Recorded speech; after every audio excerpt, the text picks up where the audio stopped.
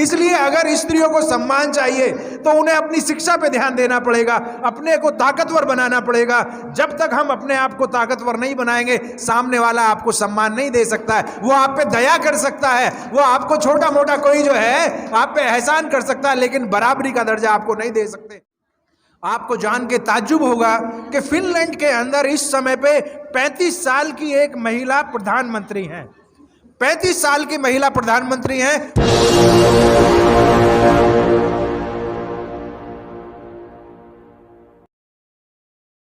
सभी नायक नायिकाओं ने बहुत लंबे समय से भरने का प्रयास किया, उसको आगे बढ़ाने का प्रयास किया। देखिए, जब हम अपने मूवमेंट की बात करते हैं तो मूवमेंट में आप तथागत गौतम बुद्ध से इस शुरुआत को अगर करें तो तथागत गौतम बुद्ध को सबसे आगे लाने में जिस व्यक्ति का सबसे ज्यादा महत्वपूर्ण योगदान रहा है, वो सब लोग जानते हैं कि वो उनकी पत्नी यशोदा का रहा है।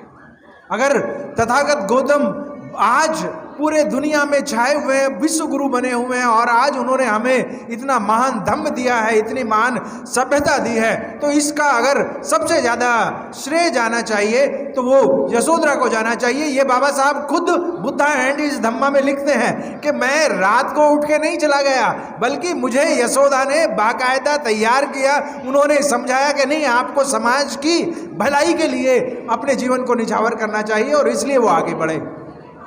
उसके बाद आप देखते हैं कि ज्योतिबा फूले के साथ सावित्रीबाई फूले किस तरीके से अपने काम को आगे बढ़ाती हैं। और आज सावित्रीबाई फूले ना सिर्फ नारी शक्ति की, ना सिर्फ महाराष्ट्र में, बल्कि पूरे भारत में, और मैं कहूँगा कि आज पूरी दुनिया में एक बहुत महान व्यक्तित्व के रूप में स्थापित हो चुकी हैं। वो सिर्फ शिक्षिका ही नहीं थी, वो मात्र पहली शिक्षिका ही नहीं थी, बल्कि आधुनिक समय की पहली सामाजिक कार्यकर्ता भी हैं। वो एक आदर्श पत्नी के रूप में भी हैं, वो एक आदर्श कवित्री के रूप में भी हैं। तो इतना बड़ा विशाल व्यक्तित्व उनका रहा, जिसकी वजह से आप देख सकते हैं कि समाज को बहुत मजबूती मिली। एक आदर्श दंपति के रूप में हम फूले दंपति को देखते हैं। बाबा साहब को आगे बढ़ाने में जितना बड़ा योगदान माँ रमाई का है, शायद ही वो किसी दूसरे का हो सकता है।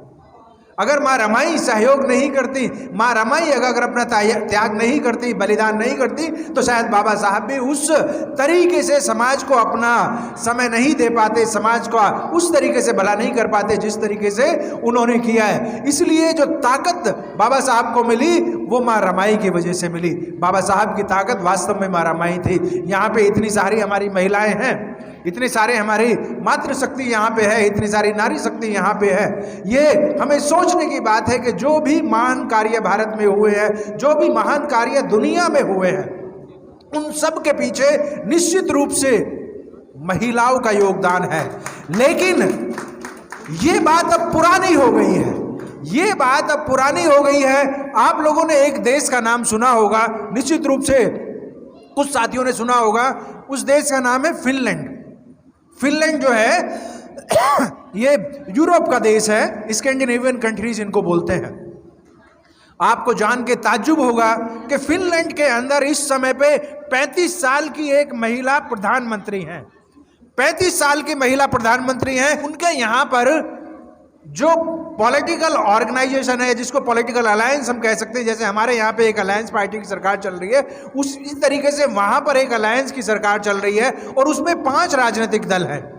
उन 5 के राजनीतिक दलों की अध्यक्षा इस समय पे वहां पे महिलाएं हैं, और 5 उस अलायंस में मंत्री बनी हुई हैं। उसी में एक हमारी प्रधानमंत्री भी हैं, जिनका नाम है सन्ना मरीन। सन्ना मरीन सिर्फ 36 साल की हैं। बात यहीं पे खत्म नहीं हो जा रही है। ये जो 36 साल की महिला हैं, जो कि फिनलैंड की प्रधानमंत्री बनी हुई है, आपको जान के ताज्जुब होगा कि इस समय पे फिनलैंड दुनिया का सबसे, जिसको वहां पे जीरो क्राइम है, वहां पे हैप्पीएस्ट कंट्री है, फ्रीएस्ट कंट्री है वो। इससे भी बड़ी बात, आपके यहां पे हफ्ते में कितने दिन काम करना पड़ता है? हमें हफ्ते में 6 के 6 दिन काम करना पड़ता है, ज्यादा से ज्यादा 1 छुट्टी मिलती है। फिनलैंड में सिर्फ 4 दिन काम करना पड़ता है, सिर्फ 4 दिन, और 4 दिन में भी सिर्फ 6 घंटे काम करना पड़ता है। $2,500 मिनिमम सैलरी है वहां पे। $2,500 को आप गुणा कर लीजिए 75 से। सो किस तरीके से महिलाएं अगर आगे आती हैं। एक चीज और वहां पे बताऊं, भारत में जैसे अभी 6 महीने मातृत्व अवकाश मिलता है और पुरुषों को अवकाश मिलता है, पिताओं को मिलता है 15 दिन का। वहां पे 6 महीने पुरुषों को मिलता है और 6 महीने स्त्रियों को अवकाश मिलता है, दोनों को बराबर मिलता है। वहां पे जेलें खत्म हो चुकी हैं, जेल नहीं है वहां पे, अपराध खत्म हो चुके हैं, वहां पे फ्री एजुकेशन है। कहने का मतलब यह है कि अगर हमारी महिलाएं आगे आती हैं तो वो समाज को बहुत ही अच्छे से चला सकती हैं, बहुत बढ़िया तरीके से चला सकती हैं। जहां कहीं भी उन्होंने बिना रिजर्वेशन के फिनलैंड के अंदर आज 50% महिलाएं संसद के अंदर जा चुकी हैं, 50% बिना रिजर्वेशन के जा चुकी हैं।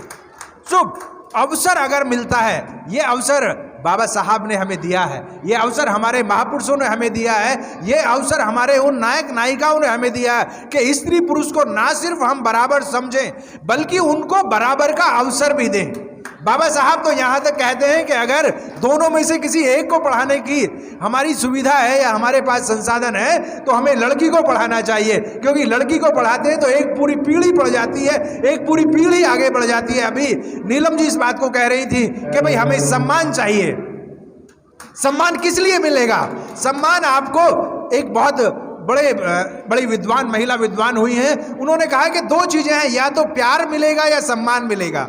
वो कहते हैं कि प्यार तो आप किसी को भी कर सकते हैं, जो आपको अच्छा लगे उसको प्यार कर दीजिए, लेकिन सम्मान करना बड़ा मुश्किल काम है। सम्मान आप उस व्यक्ति का करते हैं जिसके अंदर चरित्र होता है, सम्मान आप उसका करते हैं जिसके अंदर समृद्धि होती है, जिसके अंदर नैतिकता होती है, जिसके अंदर ताकत होती है, उसका आप सम्मान करते हैं। इसलिए अगर स्त्रियों को सम्मान चाहिए तो उन्हें अपनी शिक्षा पे ध्यान देना पड़ेगा, अपने को ताकतवर बनाना पड़ेगा।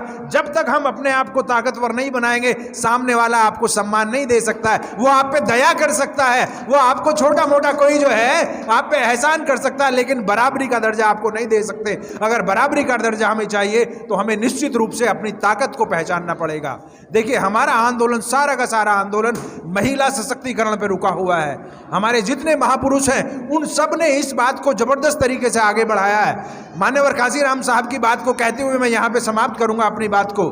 देखिए, मान्यवर काशीराम साहब के सामने भी एक अवसर था कि वो इस आंदोलन को किस तरीके से आगे बढ़ाए, क्योंकि सबको जाना होता है, सबको एक दिन जाना होता है। शरीर नश्वर है हमारा, 10, 20, 50, 60, 70, 80 साल में सबको जाना है, जितने लोग यहाँ पे बैठे हुए हैं। तो मान्यवर काशीराम साहब के सामने जब ये अवसर आया तो ये बार बार कहा जाता है कि भाई महिलाएं काम नहीं कर सकती हैं, महिलाएं आगे नहीं बढ़ सकती हैं, महिलाएं ताकतवर नहीं होती हैं, महिलाएं अपने पैरों पर खड़ा नहीं हो सकती हैं। मान्यवर काशीराम साहब ने इन सारी दुविधाओं को, मान्यवर साहब ने इन सारे मिथों को तोड़ दिया और बहुजन समाज का नेतृत्व एक इतनी सशक्त महिला को दिया। उस तरीके से उन्होंने आगे बढ़ाया कि जो सिर्फ 39 ईयर्स में उत्तर प्रदेश जैसे राज्य की मुख्यमंत्री बनती हैं, 4 बार मुख्यमंत्री बनती है और आज भी एक शिखर शख्सियत बनी हुई है। हमारा समाज वास्तव में ना सिर्फ महिलाओं को आगे बढ़ाने की बात करता है, बल्कि जब अवसर मिलता है तो उनको आगे भी बढ़ाता है। आज यहाँ पे मैं काफ़ी देर, इनफैक्ट मुझे निकलना था लेकिन मैं बैठा रहा, क्यों? क्योंकि मुझे ये अच्छा लग रहा था कि ये माहौल अच्छा है। बच्चे भले ही पीछे बात कर रहे हों या महिलाएं भले ही कुछ साथी पीछे बात कर रहे हो, लेकिन इस तरीके से इतनी सारी महिलाओं को जोड़ के उनमें जज्बा पैदा करना, मैं साधुवाद देना चाहूँगा शगुन बोस जी को और उनकी टीम को एक बार फिर से कि आप बहुत महती काम कर रहे हैं, बहुत महत्वपूर्ण काम कर रहे हैं। और निश्चित रूप से जब महिलाओं के सशक्तिकरण का इतिहास लिखा जाएगा पश्चिमी उत्तर प्रदेश में, गाजियाबाद में या उत्तर प्रदेश के अंदर, तो हमारा जो प्रबुद्ध सेवा संस्थान है उसका नाम भी लिखा जाएगा। इन शब्दों के साथ मैं अपनी बात को समाप्त करता हूं। आपने मुझे कुछ समय दिया, उसके लिए बहुत बहुत धन्यवाद। जय भीम, नमो बुद्धाय।